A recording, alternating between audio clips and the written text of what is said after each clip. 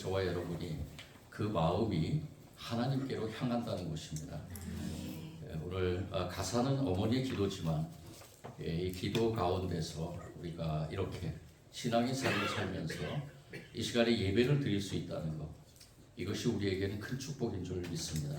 그래서 저와 여러분이 우리 지난달에 가정의 달을 지나면서 마지막으로 우리 시온 찬양대가 아마 고백하면서 하나님 앞에 드리는 가운데서 저와 여러분도 같이 그 마음을 품고 우리가 이제는 신앙의 어버이로서 저와 여러분이 기도하는 자들로서 우리 다음 세대를 위해 기도하면서 우리 다음 세대들이 하나님 말씀으로 잘 양육되기를 원하는 그러한 마음으로 찬양 드린 줄 믿습니다. 저와 여러분 같이 화답하며 하나님께 영광 돌린 줄 믿습니다.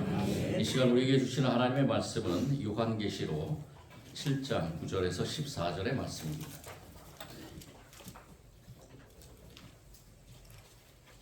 요한계시록 7장 9절에서 14절의 말씀. 오늘 부활절 절기를 우리가 이제 마지막으로 지내면서 이제 오순절의 절기를 맞이하게 됩니다. 그래서 이 부활의 절기 마지막 즈음에 우리가 같이 나눈 말씀이 무엇인가? 우리 사도 요한이 반모섬에서 환상을 통해 하나님의 말씀을 받은 이 말씀을 같이 나눕니다. 요한계시록 7장 9절에서 14절 한 절씩 교독하겠습니다. 교독할 때 주면서 듣기 원합니다. 이 일 후에 내가 보니 각 나라와 족속과 백성과 방언에서 아무도 능히 셀 수 없는 큰 무리가 나와 흰 옷을 입고 손에 종려 가지를 들고 보좌 앞과 어린 양 앞에 서서 큰 소리로 외치되 부활하시니 보좌에 앉으신 우리 하나님과 어린 양에게 이르다 하니 모든 천사가 보좌와 장로들과 내 생물의 주위에서 있다가 보좌 앞에 엎드려 얼굴을 대고 하나님께 경배하여 이르되 아멘. 찬송과 영광과 지혜와 감사와 존귀와 권능과 힘이 우리 하나님께 세세토록 있으리라. 아멘 하라. 장로 중 하나가 응답하여 나에게 이르되 이 흰옷 입은 자들이 누구며 또 어디서 왔느냐? 내가 말하기를 내 주여 당신이 아시나이다 하니 그가 나에게 이르되 이는 큰 환난에서 나오는 자들인데 어린 양의 피에 그 옷을 씻어 희게 하였느니라. 아멘. 필립 얀시라는 미국의 아주 유명한 기독교 작가가 있습니다.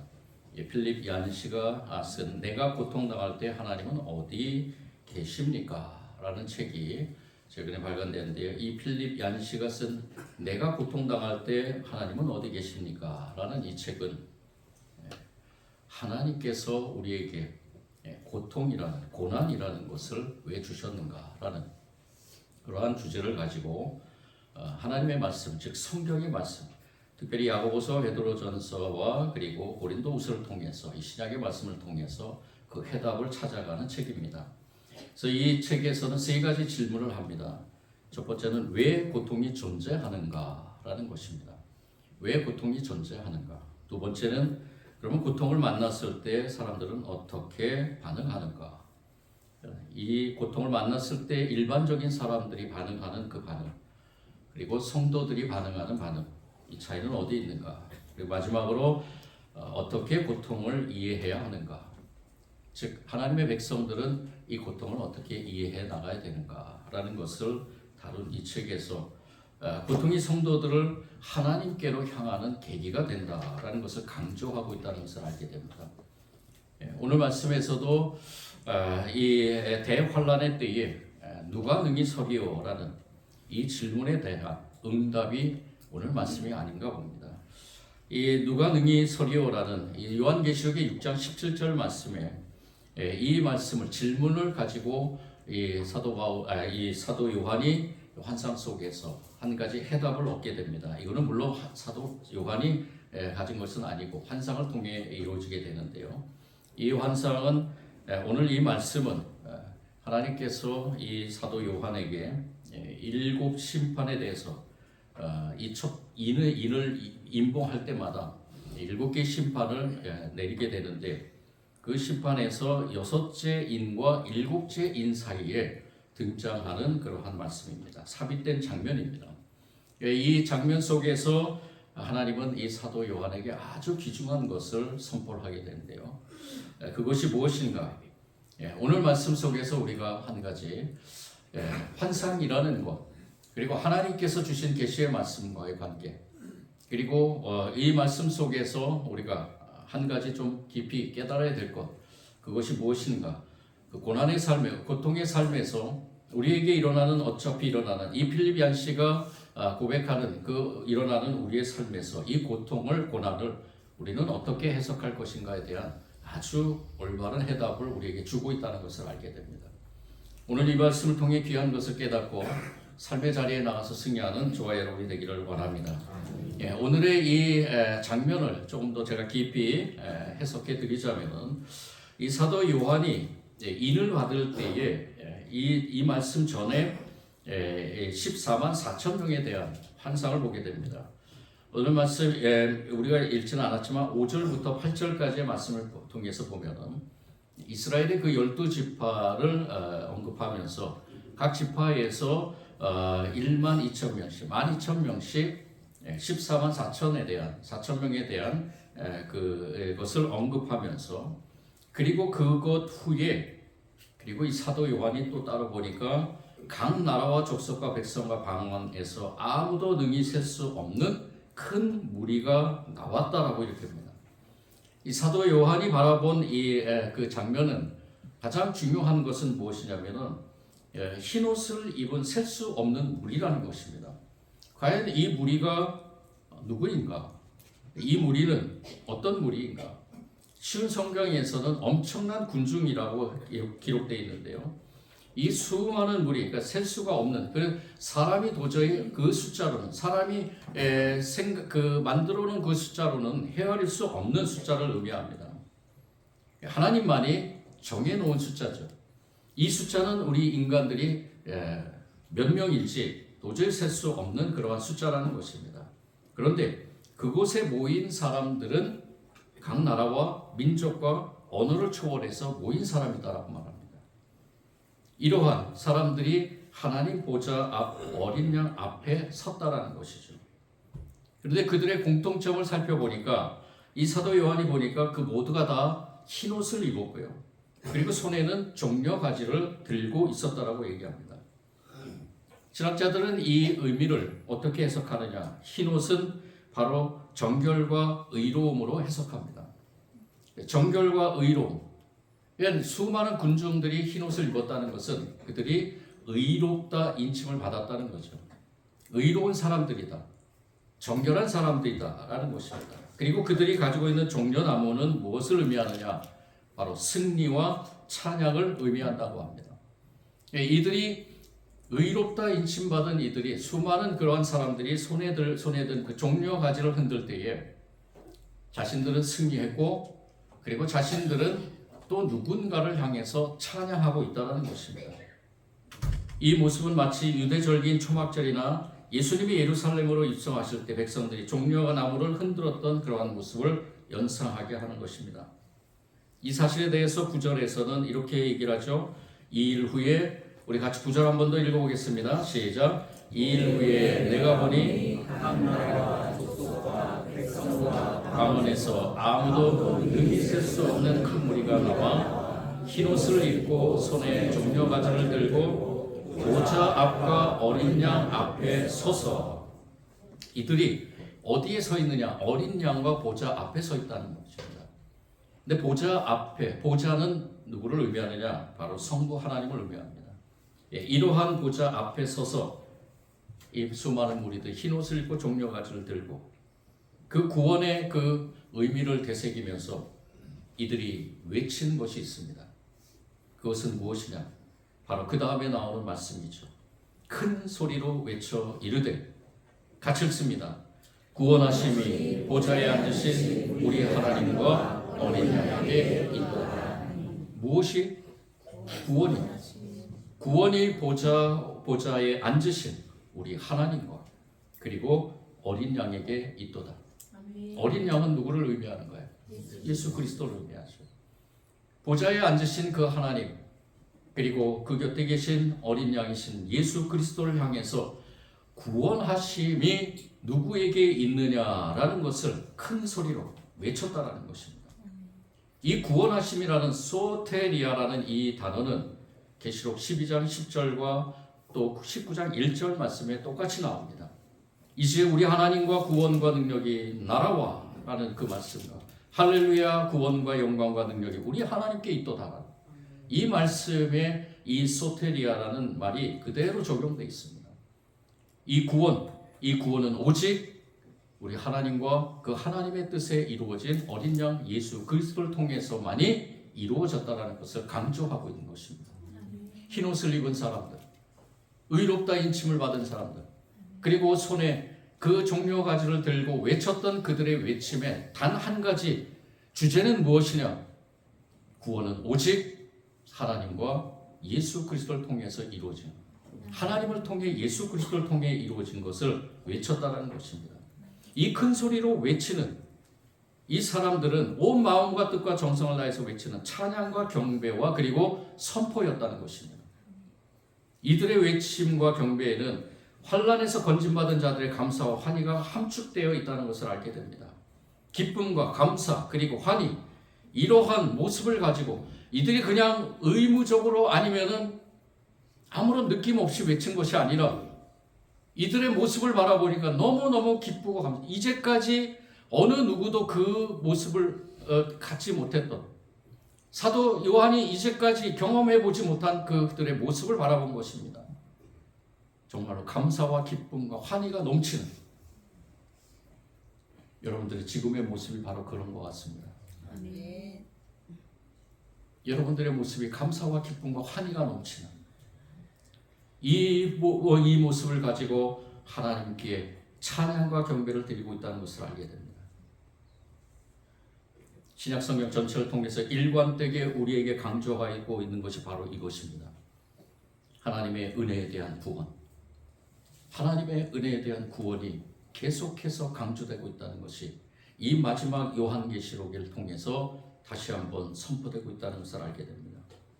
구원받은 성도들이 이렇게 소리 높여 하나님과 예수 그리스도에게 영광 돌릴 때 그 옆에 있던 장로들과 내 생물 그리고 천사들이 나와서 보좌에 엎드려 경배하면서 이 천사들이 특별히 이 성도들이 외친 그 외침에 화답하고 있는 것을 보게 됩니다.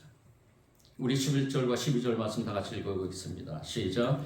모든 천사가 보좌와 장로들과 내 생물의 주위에 서 있다가 보좌 앞에 엎드려 얼굴을 내고 하나님께 경배하여 이르되 아멘. 찬송과 영광과 지혜와 감사와 존귀와 권능과 힘이 우리 하나님께 세세토록 있을지어다. 아멘. 하더라. 이들 가운데서 장로 한 사람이 이 사도 요한에게 질문하기 전에 이 천사가 화답하면서 찬양한 것이 무엇입니까? 이 큰 소리로 외쳤던 이들에게 화답한 것이 무엇입니까? 아멘이라는 것입니다. 어떤 누가 하나님을 찬양하면 저와 여러분도 마찬가지로 아멘하죠.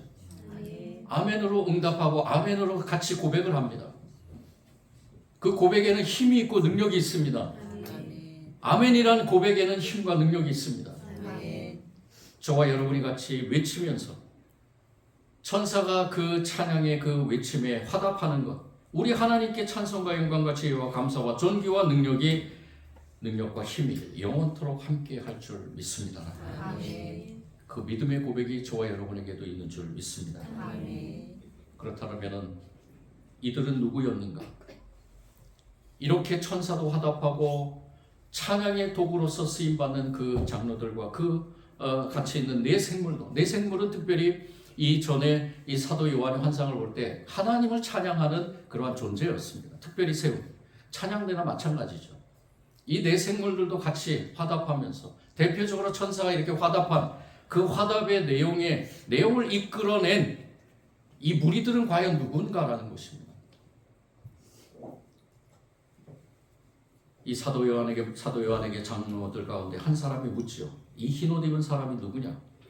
어디에서 온 사람인지 아십니까? 요한에게 묻습니다. 요한이 말하죠. 저는 모릅니다. 가르쳐 주십시오. 이들이 과연 누굽니까? 그때 장로가 한 사람이 그 대답하기를 이들은 큰 고난을 겪은 자들입니다. 이들은 어린 양의 피로 자신들의 옷을 씻어 희게 하였습니다. 이제 이들은 하나님의 보좌 앞에 나와서 그의 성전에서 하나님을 늘 섬기고 있습니다. 보좌에 계신 분이 이들을 보호해 주고 있습니다. 이들은 결코 배고프거나 목마르지 않을 것입니다. 뜨거운 햇볕도 그들에게 해를 입히거나 상하게 하지 못할 것입니다. 왜냐하면 보좌 가운데 계시는 어린 양이 그들의 목자가 되셔서 생명수가에 흐르는 샘으로 인도하실 것이기 때문입니다. 그리고 하나님은 그들의 눈에서 흐르는 눈물을 닦아 주실 것입니다. 이 말씀이 바로 오늘 저와 여러분이 읽은 14절 마지막 말씀, 마지막 절부터 17절까지의 말씀입니다. 이 장로가 이 요한에게 이렇게 얘기한 의미는 무엇인가? 바로 이들이 어떤 존재냐라는 것을 분명하게 밝히고 있는 것입니다. 이들은 우리 14절 말씀을 다 같이 한번 더 읽어보겠습니다. 시작. 내가 말하기를 내 주여 당신이 아시나이다 하니 그가 나에게 이르되 이는 큰 환난에서 나오는 자들인데 어린 양의 피에 그 옷을 씻어 희게 하였느니라. 큰 환난에서 나온 자들이었다라는 그 명제를 분명하게 선포합니다. 그래서 이들은 그 15절부터 하나님께서 보호하시고 인도하시고 때로는 하나님께서 위로하시고 때로는 이들과 하나님과 같이 동행하는 가운데서 어떠한 환난이나 어떠한 큰 시험과 고난 속에 고통 속에서도 하나님이 절대로 떨어지지 않고 이들과 같이 영원토록 존재하시는 그러한 하나님이 이들과 함께 하신다는 것을 선포하고 있는 것입니다. 어린 양의 그 피로서 생명수의 그 샘으로서 구원받은 이들, 큰 환난에서 나오는 자들이라고 이렇게 명제를 붙이는 가운데 이들이 받아야 될 그러한 축복은 무엇인가라는 것을 구체적으로 이야기하고 있다는 것을 보게 됩니다. 예수님께서는 요한복음 4장 10절에서 이렇게 말씀하셨죠. 내가 주는 물을 먹는 자는 영원히 목마르지 아니하나니 나의 주는 물은 그 속에서 영생하도록 솟아나는 샘물이 되리라 라고 말씀하셨습니다. 구원과 영생이 바로 하나님과 예수 그리스도에게서 비롯됐다는 사실을 선포하고 있는 것입니다. 그래서 요한계시록 22장 1절의 말씀에서도 수정같이 맑은 생수의 강이라고 표현하고 있습니다. 이제까지 사람들이 보지 못했던 그런 수정같이 맑은 생명수의 강이라고 표현하고 있죠. 성도들은 이렇게 큰 환난으로 인해 많은 슬픔과 고통을 겪지만 장차 하나님 나라에서는 더 이상 그 같은 슬픔이나 고통이 존재하지 않기 때문에 성도들은 다시는 눈물을 흘리는 일이 없게 된다는 것을 말하고 있습니다. 하나님의 구원은 이렇게 전적으로 어린 양의 피로 이루어지고 그 결과는 완전한 회복과 위로에 있다는 것을 알게 됩니다. 이 찬양을 드리면서 이 사도 요한은 아주 놀라운 장면 속에서 하나님의 큰 은혜를 깨달았을 것입니다. 그런데 중요한 것은 우리가 여기서 깊이 생각해야 될 것은 무엇이냐? 바로 이들이 어떠한 존재였느냐? 흰옷 입은 사람들, 흰옷 입고 종려가지를 들면서 구원이 하나님과 어린 양에게 있다라고 외쳤던 찬양했던 이들은 반드시 환난에서 나오는 자들이라는 것입니다.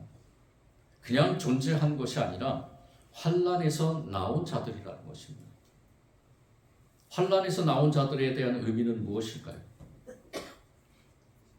우리가 이 세상에서 많은 것을 통해서 우리가 정말로 편하고 안락한 세상을 살아가는 가운데서 이상하게 유독이 코로나를 겪으면서 우리에게 많은 그러한 질병들이 닥쳐오는 가운데 정신적인 질병이 굉장히 많아졌다는 걸 알게 됩니다.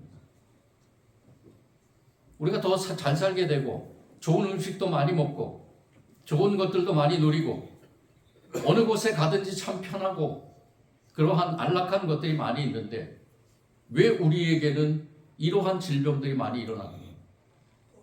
그리고 우리에게 오는 육체적인 질병들을 우리는 해결하지 못하는가? 많은 과학적인 발달이 일어나고 의학적인 약품들이 많이 개발되는데 왜 우리는 이 질병 가운데서 완전한 해결을 보지 못하는가? 언젠가는 우리는 죽게 된다는 그 사실에 대해서, 그 진리에 대해서 어느 누구도 자유로울 수 없다라는 것. 이것이 우리에게는 큰 환난이라는 것입니다. 예수님이 이 땅에 오시기 전에 대환란의 사건이 일어나게 됩니다. 그것을 이 사도 요한은 분명히 봤습니다. 여러분들이 믿던 안 믿던 간에 그거는 사실이라는 것. 그 환란 속에서 우리도 이 존재처럼 큰 환란에서 나오는 자들이 되기 위해서는 저와 여러분이 어떻게 해야 될 것인가? 필립 얀시가 선포하는 것, 그 책에서 선포하는 것. 하나님은 왜 이 고통이라는 명제를 해결해 우리 삶에서 해결하지 않는가? 그것은 하나님이 해결할 문제, 하나님이 해결하는 것이 아니라 하나님께서 이 땅에서 하나님의 백성들에게 주어진 또 다른 하나의 숙제로서 우리가 풀어가야 될 과정이라는 것입니다.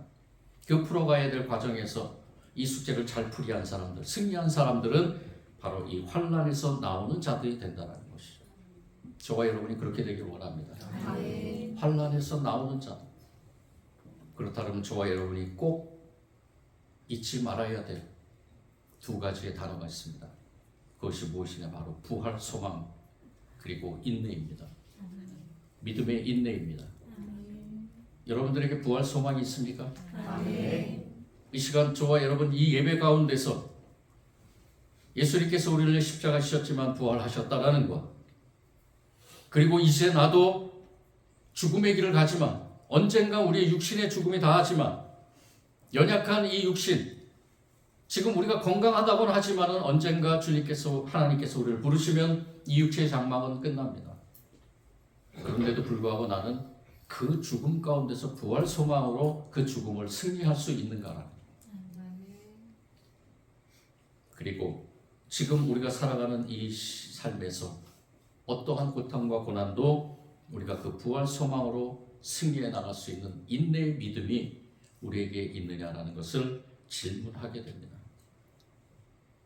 바라건대 저와 여러분에게 이러한 질문에 올바른 해답을 가지고 가길 원합니다.